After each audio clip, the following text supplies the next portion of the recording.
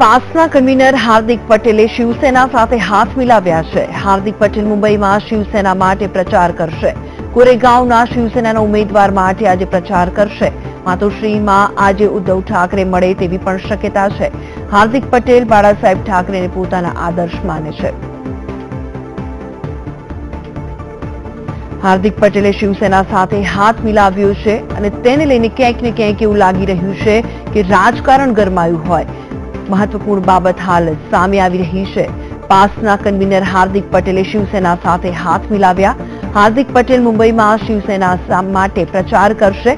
ગોરેગાંવના શિવસેનાના ઉમેદવાર માટે આજે પ્રચાર કરશે। માતોશ્રીમાં આજે ઉદ્ધવ ઠાકરેને મળે તેવી પણ શક્યતા છે। હાર્દિક પટેલ બાળાસાહેબ ઠાકરેને પોતાના આદર્શ માને છે।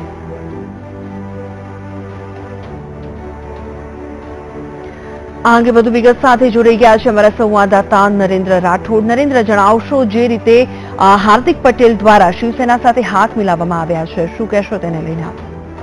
જી, પાસના કન્વીનર હાર્દિક પટેલ આજે મુંબઈમાં છે અને તેઓ આજે મુંબઈ ગયા છે અને એનું જે કારણ છે એ આજે એવી શક્યતાઓ દર્શાવવામાં આવી રહી છે કે જે બાંદ્રા સ્થિત માતોશ્રી છે ત્યાં તેઓ ઉદ્ધવ ઠાકરેને મળે તેવી શક્યતાઓ દર્શાવવામાં આવી રહી છે। આ સિવાય બીજી જે વાત સામે આવી રહી છે તે મુજબ પટેલ નવનિર્માણ સેના દ્વારા એક રોડ શોનું આયોજન કરવામાં આવ્યું છે અને તેમાં પણ હાર્દિક પટેલ હાજરી આપશે અને એ સિવાય એક જે કેન્ડિડેટ છે, કેટલાક કેન્ડિડેટ એમના માટે પણ તેઓ પ્રચાર કરશે। જે કેન્ડિડેટ છે તે શિવસેનાના એ કેન્ડિડેટ છે અને તેમના માટે હાર્દિક પટેલ ત્યાં ગોરેગાંવ સહિત બીજા અન્ય જે કેટલાક વિસ્તારો છે ત્યાંથી તેમના માટે પ્રચાર કરવાના છે એ સહિતની તમામ બાબતો અત્યારે સામે આવી રહી છે। આ સિવાય જે મહત્વની બાબત છે એ છે કે મુંબઈ મહાનગરપાલિકાની જે ચૂંટણી છે આ વખતની, એની અંદર બીજેપી તેમજ જે શિવસેના છે તે અલગ અલગ રીતના લડી રહ્યા છે। એટલે અત્યાર સુધી એવું જોવા મળતું હતું કે બંને સાથે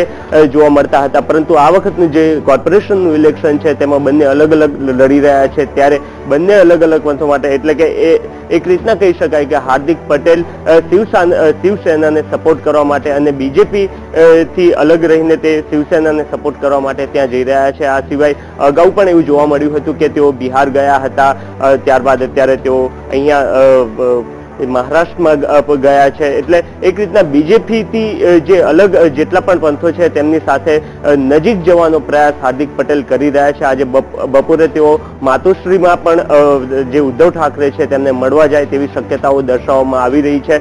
એટલે આ જે તમામ બાબતો જે સામે આવી રહી છે તેના પરથી એક બાબત સામે આવે છે કે હાર્દિક પટેલ હવે બીજેપી થી વિરુદ્ધના જેટલા પણ પક્ષો છે બીજેપી સિવાયના તેમની નજીક જઈને બીજેપી થી વધારે અંતર દાખવીને બીજેપી વિરુદ્ધનું એક વાતાવરણ ઊભું કરવાના પ્રયાસ કરી રહ્યા છે। અને અહીંયા પણ એક ઇન્ટરવ્યુમાં તેઓ વારંવાર કહે છે કે તેઓ ગુજરાતમાં જો ધારે તો બીજેપીની સરકાર ઉઠલાવી શકવાની શક્યતાઓ અને ક્ષમતા પણ તેઓ ધરાવે છે।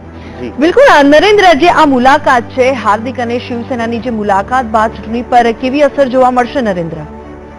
જી, સુરત જે મહારાષ્ટ્ર મુંબઈ મહાનગરપાલિકાની જે ચૂંટણી છે એમાં બંને પક્ષો જે છે અલગ અલગ રીતના લડી રહ્યા છે, ચાહે એ બીજેપી હોય કે શિવસેના હોય। કેટલાક ઉમેદવારો જે છે તે ગુજરાતીઓ હોવાની બાબત સામે આવે છે અને એ જે ગુજરાતી ઉમેદવારો તેમજ જે વિસ્તારો છે કે જ્યાં ગુજરાતીઓ અને ખાસ કરીને પાટીદારો બહુ મોટા પ્રમાણમાં છે, જે ચાહે બોરીવલી હોય, કાંદિવલી હોય, એ સહિતના કેટલાક જે વિસ્તારો છે કે ત્યાં ગુજરાતીઓનું પ્રમાણ ખૂબ વધારે છે અને ત્યાં જે શિવસેનાના કેન્ડિડેટ છે તેમના માટે પ્રચાર કરવા માટે હાર્દિક પટેલ ત્યાં જઈ રહ્યા છે। એટલે એક પ્રકારનો ગરમાહટવાળો માહોલ ત્યાં જોઈ શકાય છે, કારણ કે અગાઉ પણ જ્યારે મહારાષ્ટ્રની જે વિધાનસભાની ચૂંટણી હતી ત્યારે એક તરફ જે ગુજરાતીઓ હતા એ બીજેપી તરફ જોવા મળ્યા હતા અને સ્થાનિક પ્રજા તેમજ જે સ્થાનિક મરાઠીઓ છે તે શિવસેના તરફ જોવા મળ્યા હતા। એટલે એક રીતનું વાતાવરણ ત્યાં જોવા મળ્યું હતું।